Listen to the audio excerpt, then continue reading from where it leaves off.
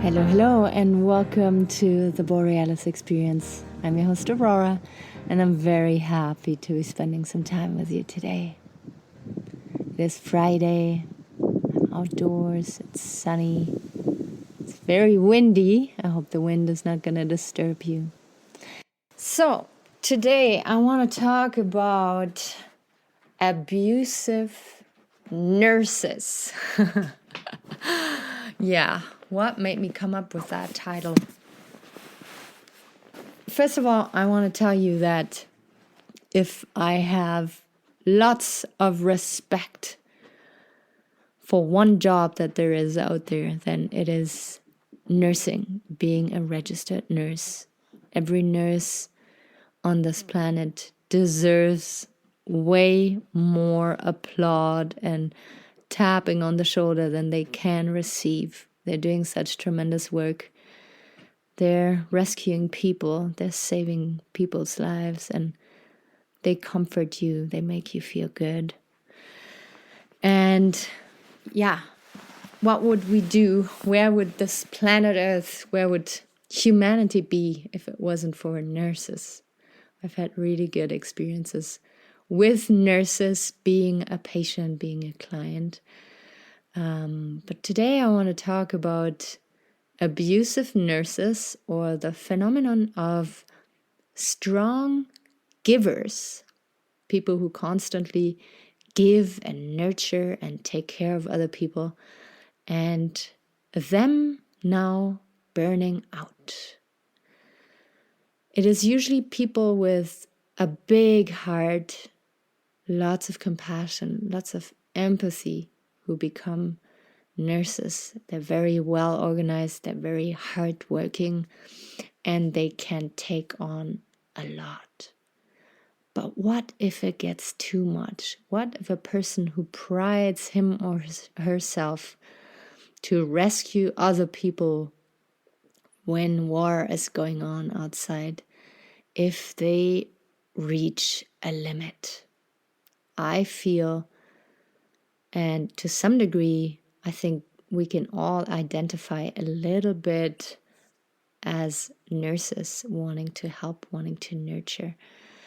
We can reach a limit and then have difficulties communicating our limits, our boundaries. And instead of communicating, instead of stepping back, instead of radically taking care of ourselves, we then turn into little bitter, abusive personalities. And I've noticed that. I worked in the hospital, and there was nurses who were really nasty to clients. And I was just a newbie physiotherapist taking care of freshly injured people coming out of, how do you say that, surgery, and yeah, doing my job. And of course, the nurses had to do the heavy lifting. And I feel the system is not really built to support nurses. Like, they have to constantly give, they constantly have to be switched on, but they have it really hard to take care of themselves. I mean, there's statistics out there that the nurses got hit hard with COVID, and not only because they were working closely with COVID patients, but because their immune system is not really strong. They work shifts. Some of them smoke lots, some of them eat a little bit too much or not enough, and they just have a very stressful environment and are more susceptible in catching viruses and illnesses. And to then having to cater to other people, to every single need that patients have, is so extremely exhausting. And I feel nurses don't get enough paid, and they don't get enough breaks.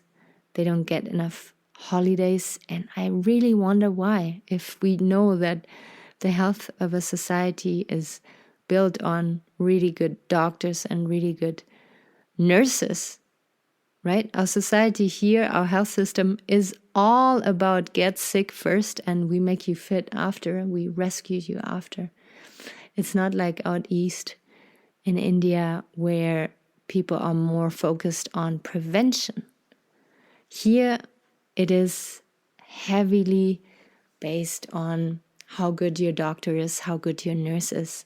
That's how well you're going to do. And it's tough. Like, I feel we need to take way more responsibility when it comes to our health. We think way too often that the little pill is going to rescue us, or the doctor or the nurse, and think that our health is none of our business. It is other people's business. And yeah, that's something I have a really tough time to understand, that nurses are so important in our society, yet they're not given the ideal circumstances in order to have a healthy lifestyle. And so the abusive nurse here is just a metaphor. But yes, I experienced nurses that got abusive with patients because they were just totally burnt out. They just couldn't give in anymore. They just couldn't listen anymore because it reached a point where it was too much. And have you maybe noticed that with yourself at some point in your life, where someone all of a sudden was heavily dependent on you and you had to focus on balancing out your life and maybe your children's life, and now all of a sudden that other person's life, be it a spouse or a parent, whatever you can imagine being, dependent on you. And then for the first little bit, it works well. You manage to balance it out and you are a little bit stressed, but it's going to be all right. But then the stress builds up and less sleep, maybe worse eating than ever. And the friendliness, the kindness, the empathy slowly but surely starts deteriorating. And I noticed that with children, with youngsters who feel overwhelmed with their parents.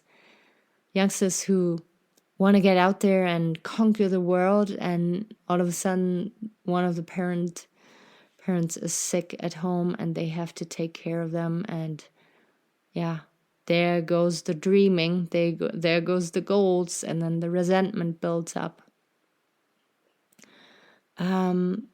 This episode is to remind ourselves that you're not a bad person if you feel resentful towards somebody who's dependent on you. It is totally okay. It is totally normal.